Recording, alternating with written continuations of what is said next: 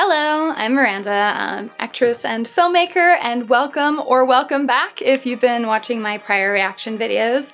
As I mentioned before on my channel, I am going through all of the original series of Star Trek and trying to experience that show as, well, kind of as everyone else experienced it maybe in the 60s. I'm using the original effects and I'm going by the air date on the box. I got the tin metal cover edition of it, which gives you the option to swap between the original effects and the new effects.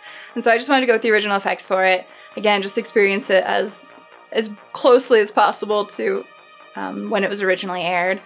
And yeah, so if you're following me on this journey, thank you so much. I'm having a blast so far going through these episodes. It's been a very interesting and philosophical show.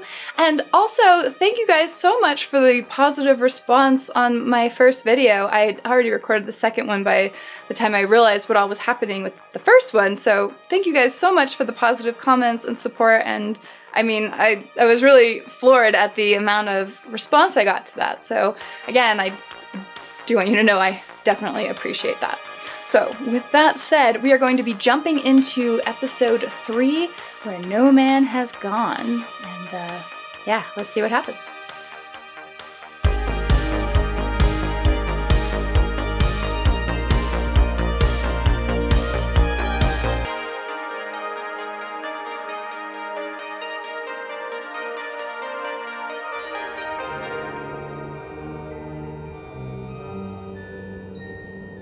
Stardate 1312.4. From directly ahead, we're picking up a recorded distress signal. The call letters of a vessel which has been missing for over 2 centuries. Did another Earth ship once probe out of the galaxy as we intend to do? Is this some warning they've left behind? They're gonna find the event horizon? Your move, Captain. I'll have you checkmated your next move. Have I ever mentioned you play a very irritating game of chess, Mr. Spock? Ah, yes. One of your Earth emotions.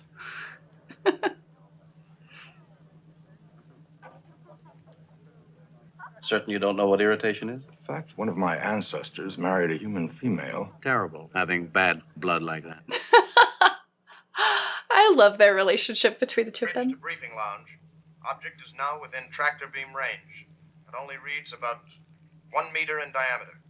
Small enough to bring it aboard, sir, if you want to risk it. Lock onto it, Mr. Kelso. All right, we're doing it. Just bring it on board. What could go wrong? You do it, Kirk. Materializer ready, sir. He's back to the other shirt. But it's because they're out of order.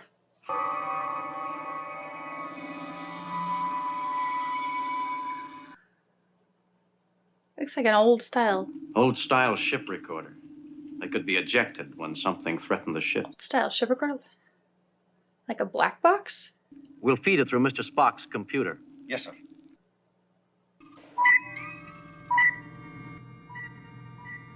Okay. Flash the bridge. Put all decks on the alert. Uh-oh. Got straight to alarm mode. Oh, goodness. Okay, so they've just brought this beacon, black box type thing on board. They activated it. And now they don't know what's going to be attracted to explore by it. Strange new worlds. To seek out new life and new civilizations. You know, those old graphics are pretty respectable.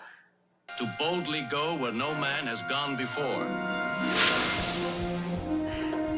I can see that being plenty to capture the imagination, especially in the late 60s, like color TVs, pretty, you know, new, and what an exciting time that must have been. Where no man has gone before. Let's see what's up. Oh, that's a cool set decoration, kind of set design there. Makes it visually interesting. Well, you finished the game. He played most illogically. Huh. Who's that fellow? A bunch of new faces. Acknowledge, Mr. Mitchell. Screen on. This is the captain speaking. Who's that girl behind him? The object we encountered is a ship's disaster recorder, apparently ejected from the SS Valiant almost 200 years ago. We hope to learn from the recorder what the Valiant was doing here and what destroyed the vessel. Department head, sir. You wanted everybody on the bridge before we left the galaxy. Jones? Name's Smith, sir. This is Dr. Dana, who joined the ship at the Aldebaran colony. Blue's like the science division, right? Psychiatry, Captain. My assignment is to study crew reaction in emergency conditions. I feel like she's gonna get more than she asked for here. Getting something from the recorder now. Sounds like the ship had encountered some unknown force. Counter orders.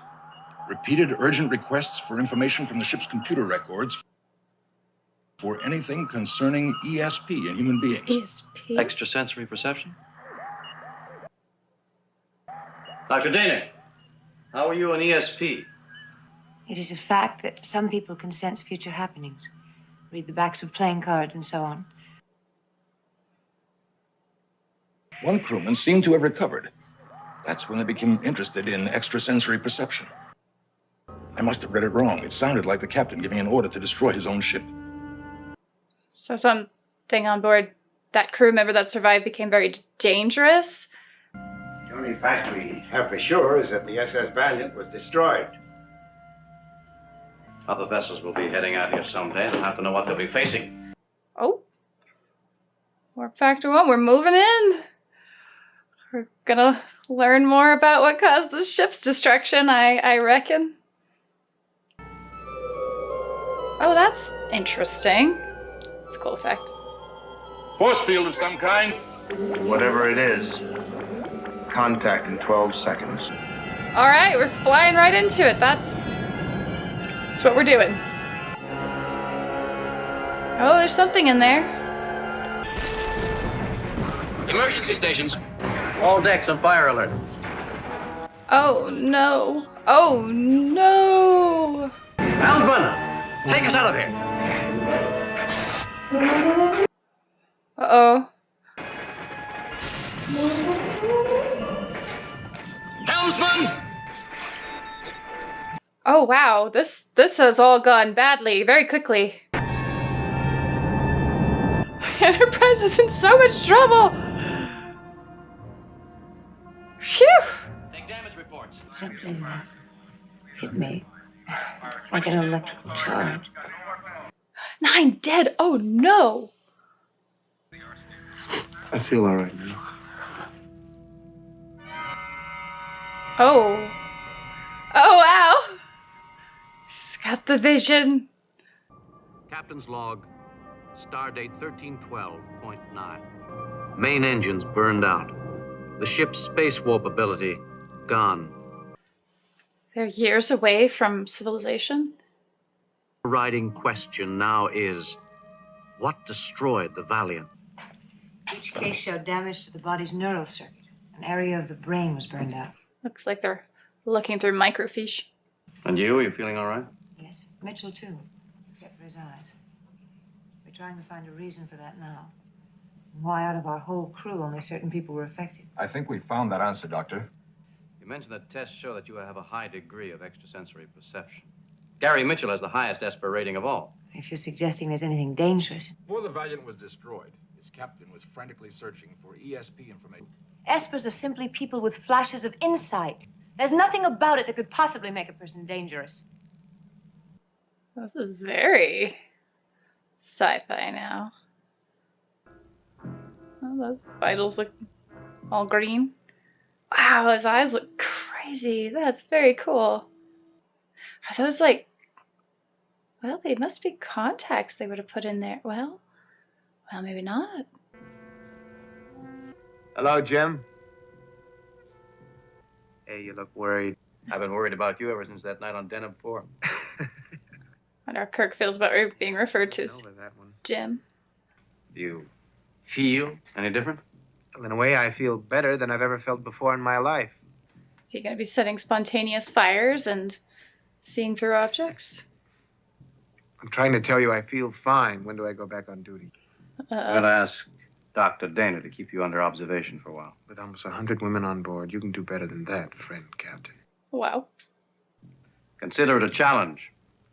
Didn't I say you'd better be good to me? So his voice was different. Is that more a commandy voice? So I feel like he's gonna go evil. That's the feeling I get. He's got a little bit of evil expression going on right there. He's also super reading. Oh, Spock's keeping an eye too. Is that Gary Mitchell? The one you used to know? Put a 24-hour watch in the sickbay. So this episode they kind of introduced his friend Mitchell. Oh! So that Kirk, I think, loses his friend. Even the healthiest are generally off on some reading. Since I am assigned here, can we make the best of it? Healthy in every way except his head. Everybody seems worried that I don't have some kind of a fever or something. Hey, watch this, Doc.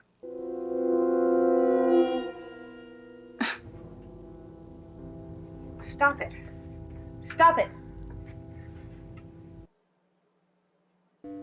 You were dead for almost 22 seconds. There were no readings at all. Oh wow, he's gonna get mischievous real fast. You know, Doc, there've been other things too. Like going halfway through the ship's library in hardly a day. I was on my coffee break. I thought I'd check up on you. Yeah. That's okay, Lee. Come on in. Okay, so they're friends. Don't let the light in my eyes bother you, pal. It's all for our good-looking lady doctor here. So, how go the repairs? Well, the main engines are gone. You better check the starboard impulse packs. Those points have about decayed to lead. Yeah, sure. I'm not joking, Lee. You activate those packs and you'll blow the whole impulse deck. What else do you see? Is he looking at the ship, like his mind? The image of what he'd seen was still in his mind. Oh, he was seeing was in his mind. Okay. I don't know how, but he was right. This point is burned out exactly the way he described it. Looks like a car part. Our subject is not Gary Mitchell. Our concern is, rather, what he is mutating into. Gary told me that you've been friends since he joined the service, that you asked for him aboard your first command. It is my duty, whether pleasant or unpleasant, to listen to the reports, observations, even speculations on any subject that might affect the safety of this vessel. Yeah, he's right. Have you noted evidence of unusual powers? He can control certain autonomic reflexes. She's underselling that. About an hour ago, the bridge control started going crazy. Buttons being pushed. Instrument readings changing. Oh. And on my monitor screen, I could see Mitchell smiling each time it happened. They just got a superpowered person out of this ship. Has he shown abilities of such magnitude? And you didn't think it worth mentioning? A mutated superior man could also be a wonderful thing. Oh no, she is so compromised. So she's clearly fallen for him and is now protecting him. Mitchell's ability is increasing geometrically. That is like having a penny, doubling it every day.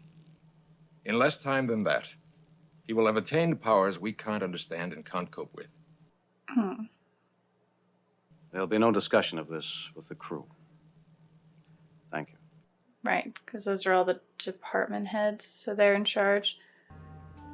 I think they should probably relieve that girl from duty. We'll never reach an Earth base with him aboard. On this mission. But I need a recommendation, Spock, not vague warning. Recommendation 1. There's a planet a few light days away from here. If you mean strand Mitchell there, I won't do it. Uh-oh. Then you have one other choice. Kill Mitchell while you still can. Oh, this is getting dark real fast. Oh, what are you gonna do, Kirk? It is your only other choice. Will you try for one moment to feel? At least act like you've got a heart. The captain of the Valiant probably felt the same way. And he waited too long to make his decision. I think we've both guessed that. He's not wrong. Set course for Delta Vega. But I feel like Kirk can find another way. Being a stack of book with legs. Oh, what a horrible decision. Because how much can you reason with him? He seems like he's really much enjoying Mitchell's very much enjoying having all these powers. This planet, completely uninhabited, is slightly smaller than Earth. Desolate, but rich But in he's crystal and minerals. too excited and can't be reasoned with, probably. Our task, transport down a man I've known for 15 years. Completely automated station. And if we're successful, maroon him there. Oh no. But if he can see what's in people's minds, how are you going to trick him to even go down there? I'm thirsty. Hey. Oh, that's great! Full-on telekinesis. It's like a man who has been blind all of his life, suddenly being given sight. Are you reading all our thoughts, Gary? I can sense mainly worry in you, Jim. What would you do in my place? Probably just what Mr. Spock is thinking now. Oh, we can read Spock's mind too. Kill me. Well, you can. Way to give it away, Spock. Oh! Stop it, Gary! These powers really are endless. I also know we're orbiting Delta Vega, Jim. I can't let you force me down there. I'm not sure yet just what kind of a world I can use. Use? Where the things I could do, like... His eyes are so strange to look at. Like maybe a god could do.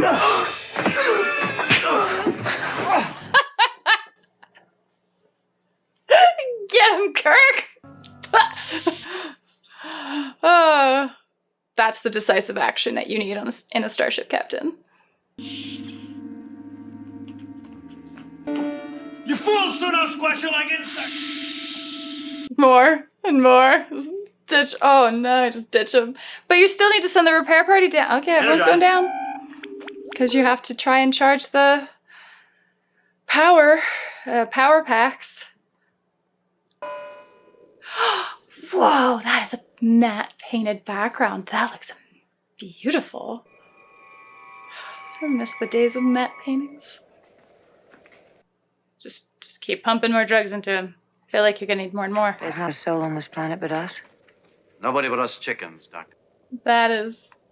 That's really cool. The fuel bins leak. Could they be detonated from here? A destruct switch?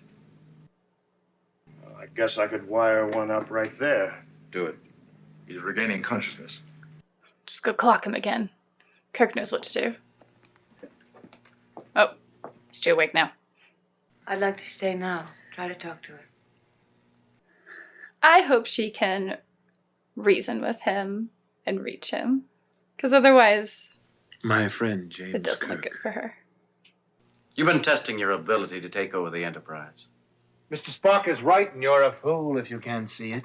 You don't mean that, Gary. In time, you'll understand that. Spock is just ready. Gary, go! Is there an EMP for ESP? I'll just keep getting stronger. You know that, don't you? I mean, and his powers seem to be pretty unlimited. Like, telekinesis, mind reading. I don't know how resilient his body is, although a lot of those drugs seem to wear off pretty quick. Alright, he's happy, so. Mr. Spock, get the phaser rifle we sent down.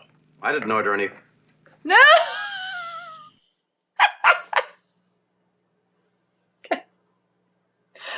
Alright, I love Spock. He's so ready. He tried to get through the force field again. His eyes changed back faster. He didn't become as weak. What makes you right and a trained psychiatrist wrong? Because she feels. I don't. In my opinion, we'll be lucky if we can repair this ship and get away in time. Do you feel that is the case, Spock? Direct to the power bins. From here, you could blow up this whole valley. Oh, I hope no one randomly comes by and pushes that button later. Mitchell gets out. At your discretion, Lee, if sitting here you think you're the last chance, I want you to hit that button.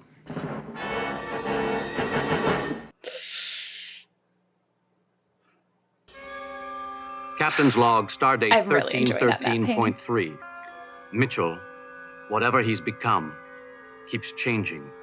Have Dr. Piper meet us in the control room with Kelso. We'll all transport up together. If he should try to stop us. Kelso will be on the destruct button until the last minute. I think he knows that. I'm kind of proud of the job we've done. Are we going to be ready to transport out?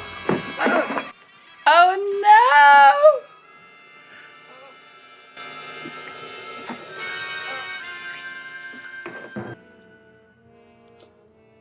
Poor Kelso. You should have killed me while you could, James. Command and compassion is a fool's mixture. Command and compassion. No. Oh.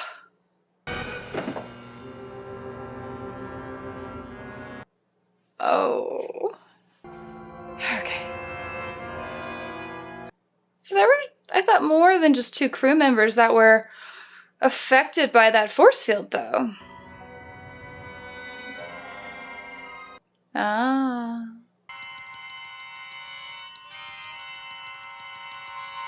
She has the crystal vision. You just left him? Okay. It hit me too, whatever it was. Dr. Daner? She'd went with Mitchell. Uh-oh. My fault. Mitchell got as far as he did. What are you gonna do, Kirk? When Mr. Spock recovers, you'll both transport up immediately to the Enterprise. But Captain... Where, if you have not received a signal from me within 12 hours, you'll proceed at maximum warp to the nearest Earth base with my recommendation. This entire planet be subjected to a lethal concentration of neutron radiation. Oh, no. No protest on this, Mark. That's an order. Just out enjoying the sights, I guess. Some lovely paper mache work, I think. It'd take almost a miracle to survive here. Well, then I shall make one. Gosh, I wonder how quickly they had to erect those sets. Behold. Oh.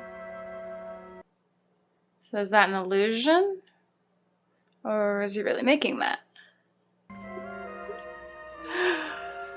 So, I feel like it would make sense for Kirk to snipe him, but I don't think he's going to. I think he's going to jump out and have to shoot him after talking to him. Let's see. You'll soon share this feeling, Elizabeth. Yeah, they're just enjoying it. Be like God, to have the power to make the world anything you want it to be. Are they even on the lookout? Would they notice sense for Kirk?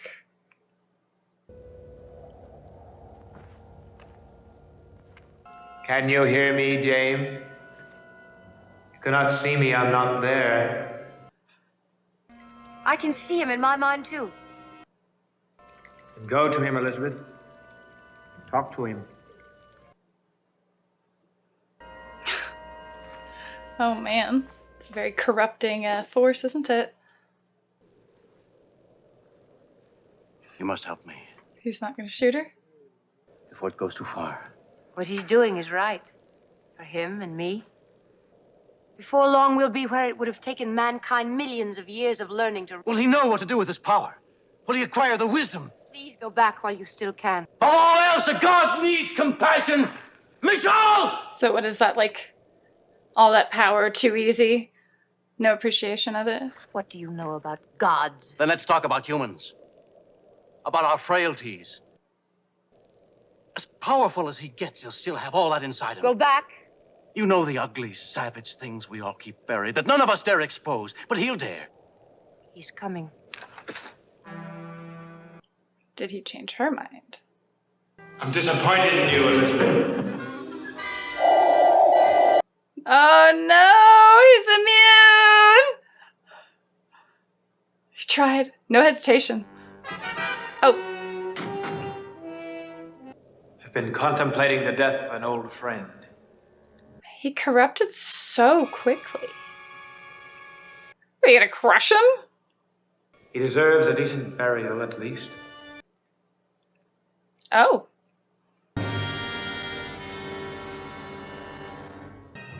Morals are for men, not gods. Okay. So, full-on hubris has gotten this boy. It's still driven by human frailty. Time to pray, Captain. Pray to me. Pray to you. Pray that you die easily.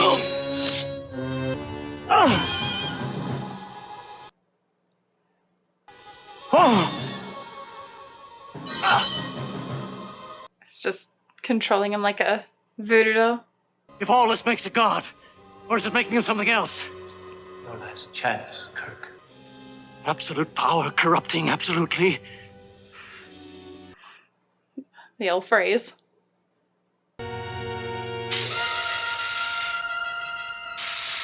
Oh? Do they destroy each other? Oh no. Oh no! Yeah, I guess they will destroy each other. Hurry. Without hesitation. Oh, where's your gun? Oh, I guess it's flown off. I'm just gonna have to bludgeon him to death. Yeah! Oh, there's the gun. What? Well, alright. Get him, Kirk! Beat that Jimmy, got it. Gary, forgive me. Oh no! Whoa! That rock went flying. Ah! Pull him into the grave. Oh, there you go. The rock just perfectly fits. What about her? She still has her power. I'm sorry. I guess maybe the damage from Mitchell killed her? Can't know what it's like to be almost a god. I guess they couldn't have Kirk offer, huh? Enterprise. One to beam up. Come in. Dang. Captain's log. Add to official losses, Dr. Elizabeth Dana. Be it noted she gave her life in performance of her duty. So from 9 casualties to 11. Lieutenant Commander Gary Mitchell. Same notation. I want his service record to end that way. He didn't ask for what happened to him. I felt for him, too. I believe there's some hope for you after all, Mr. Spock.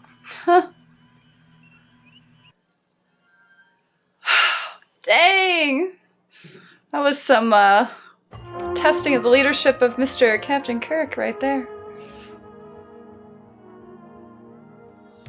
Okay, back, and wow, what a kind of dark episode. First things first, I did look up how they did those eyes, and apparently the costume designer did the eye effect by putting tinfoil, I think it was like double-sided tinfoil in between two lenses, and they did put them in the actor's eyes, so it was an early contact lens, which obviously obscured vision. So the main actor who played Mitchell had to kind of look down or hold his head up and look down in order to see, and that was the only way he could see, but he kind of worked that into his acting, which was really clever because it worked with him having this hubris and this raging ego that came from these powers he suddenly had overnight. And you see that with the psychiatrist. She doesn't play it that way at all. She still kind of maintains more humility and isn't as, corrupted, I guess, by all that power.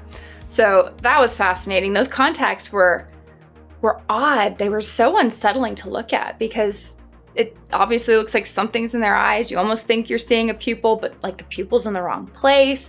Has this like iridescence, almost like a fish scale effect. And yeah, it is an unsettling effect they had. So really cool props to that special effect. I do think Kirk was really irresponsible, just driving headlong into that force in the beginning. and it cost him the lives of 11 crew members at the end. Now, to Kirk's credit, I suppose he did clean up after his mess, but you know, I guess the risks of running an exploratory vessel, I suppose the point is to go figure out what's going on, but did feel a little careless on his part. Speaking of Kirk, there was this scene when Mitchell and him are fighting on the planet, and Mitchell's like, oh, at least I'll give you a decent burial, and he creates the grave, the grave. And then he adds the headstone, and it said James R. Kirk. And I'm pretty sure it's James T. Kirk. Now, I didn't look that part up because I don't know if there's some sort of spoiler later on about it. So you can just let me know whether or not like that comes up later. Or if it was just like, you know, they didn't know what they were gonna do with Kirk at that point in the show, maybe. I'm not sure. But that was kind of weird. I went back and looked at it and it's like, R. Kirk, it is T. Kirk, right? So that was a weird thing. But yeah, so that was kind of fun. The idea of those powers, though, that esper power, which apparently is just a Star Trek phrase, so espers, it sounds like it would be a phrase, but I guess it's just a Star Trek phrase. The idea of getting the power to create an entire civilization, and you realize you definitely did not have the option of leaving Mitchell and the psychiatrist there. Sorry, I'm forgetting her name. Just because with that knowledge that he has, even just what he read from the ship's memory banks or what he just knows from going to Starfleet Academy, he can create life. He was able to create plants and water and fruits, so I don't see why he wouldn't be able to create animals and then people who could maybe worship him, and then he could develop them into a spacefaring civilization that then goes and makes war. Like, the idea of him acting as a god was definitely on the table, which he knew, clearly. He was all about that early on. And I suppose that kind of speaks to how philosophical this episode was. Like, Kirk was having the argument with the psychiatrist of like, what about his humanity? Like, that's still a part of him, which is the part that is corrupting him. Having that much power with the limitations of kind of the human experience is going to be a corrupting force. And he was forcing Kirk to like go into a prayer position to worship him. I mean, you were just watching some absolute like crazy ego happening there. So that was very interesting. I really appreciate that she salvaged herself at the end, that the psychiatrist was able to stop him. I mean, she is the only reason Kirk survives, is by, you know, knocking him out, which I assume is enough to knock her out too, because they had that little light battle between each other. And she was able to recognize the nature of man when given unchecked power. I mean, even the worst humans in history, at least you know, are finite, and there's no reason to believe he would be. I mean, does he live forever? Why wouldn't he? So yeah, that definitely had to be stopped. And so I liked that discussion back and forth, you know, absolute power corrupts absolutely. Definitely some darker tones in that. The responsibility of Kirk having to kill the crew members that are corrupted because they can't just be let go. You can't just abandon them. I mean, in a way, it's kind of worse than what happened with Charlie X, because he knew Mitchell as a friend, and you know, he didn't know Charlie X really from anywhere. He was just a boy, and that was like a different type of sympathy. But this was, you know, you kind of losing your friend, and you know, on the one hand, it's kind of shoehorned in as you only know that character from this episode, but the sentiment is there, so I definitely appreciate that. There was also a phrase that was mentioned when they were at landside, when they were on the mining planet, where Kirk said, "No one here but us chickens." And I learned that is apparently like a really, really old phrase that goes back to, what is it, like a fox gets into a hen house, and the farmer goes to check on his coop, and he opens the little coop and is like, "Who is in here?" And it's the fox that responds back and says, "No one in here but us chickens." So I guess that's to say that you know, obviously the fox is about to do some bad things to the chickens. And I think that was the implication here with Kirk is about to have to do some bad things on that planet to end life of Mitchell. And, you know, he wasn't, I don't know what he would have done if the psychiatrist didn't just die, but yeah. So what a thoughtful episode. And I don't know if most TV was quite that philosophical at the time, but super interesting. I definitely...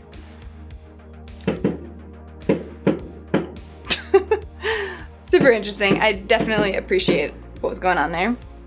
And I like that it was so thoughtful. But yeah, that's... But yeah, those are kind of my takes on it. I appreciate you all watching. Let me know what I missed, because I feel like I kind of missed a bunch in this, like trying to pay attention to all that was happening in the episode. Oh, yeah, like Spock being super right, by the way, and coming up with the big blaster, like that Kirk didn't even know about until it had already landed. Oh, I loved that moment, because Spock is not fooling around. Like, it's like, okay, well, I'm gonna follow the captain's orders, but I'm gonna be ready. And it was good he had it. So yeah, I love it. I love these guys so far. Kirk, a little sloppy, but he made up for it in the end. All right, well, that'll be it. Hopefully see you for my next reaction to the next episode coming up. And in the meantime, we'll see you later. Okay, bye.